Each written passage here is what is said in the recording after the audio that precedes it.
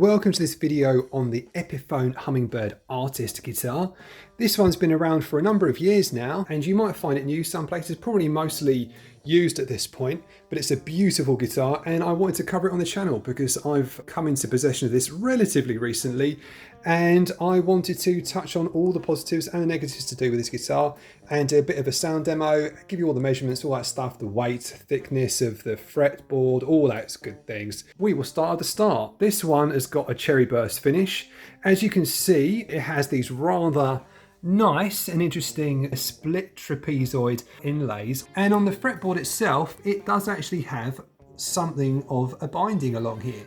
This is all very nicely finished on this guitar. Bear in mind this is not a very expensive guitar on the spectrum of things. It's not the sort of full-blown Hummingbird Gibson experience you might have, but it doesn't really compromise that much on the sound, which we'll come to later. The guitar weighs a relatively featherweight 2 kilograms, it's 2.1 kilograms if you like, or 4 pounds and 10 ounces or thereabouts. So it's a pretty light guitar. It's got the rather fancy, but not super fancy. It's not the Uber version that you've got on the full Hummingbird, but it does have a bit of a, you know, an idiosyncratic, shall we say, curved scratch plate on here, which is very pretty, quite unique to this guitar. It's got your standard bridge on there. It's got your normal bridge pins on there. As you can see on this one, and I'll talk about this as we go, I have changed this part of the bridge here, and I will tell you about that for good reason. And actually it's a mark of quality with this guitar. It really, very nice indeed. And we have just about a 43mm nut. In this case, it's 43.2mm at the nut. At the 12th fret, we've got 54.1mm. Thickness at the first fret is 0.83 inches. Thickness at the 12th fret is 0.94 inches. The fretboard itself is very attractive. It's a very nice looking wood indeed, with plenty of wood grain showing through. I believe it's rosewood, but please do correct me in the comments if I'm wrong. And we have the Kalamazoo style headstock on this guitar, the rather nice Epiphone writing. That's all very standard stuff. And we have Acoustic style tuners. Again, Epiphone branded. As you can see, Epiphone Deluxe. You know, they're kind of plasticky. I mean, obviously they're fake bone tuners here. And you've got your Epiphone branding. Now, normally this is where I will do all my caveat emptor parts. Normally the whole thing is gloss. And you can see here on this specific one, coming to a town near you, any kind of model like this that you want, this has been made satin by myself. This is for good reason. The neck actually came to me completely split in half here, which you can see this line here. This is actually super brilliant because in fact the guitar is made in such a way, this part of the neck is actually one piece of wood, this whole piece is another piece of wood, and it had split completely along this line. So I sanded it all back, sanded it down, and I repainted it, and as you can see that is what it looks like now. But it meant that I had to take all that gloss finish off. So you can see normally it would be this kind of, I wouldn't call it super sticky, but slightly stickier finish. But I mean, this is a mod you could do yourself. As I say, this took me a little bit of time to do. Lots of sanding, lots of masking tape, and being very slow and careful with it. But that is something you can do yourself if you really want to, whether your neck is broken or not. And as a result, you can see the same thing has happened here, which is why I'm caveating this. And you can see there's some, I don't know, I say that's probably moisture damage or what have you from before I got it.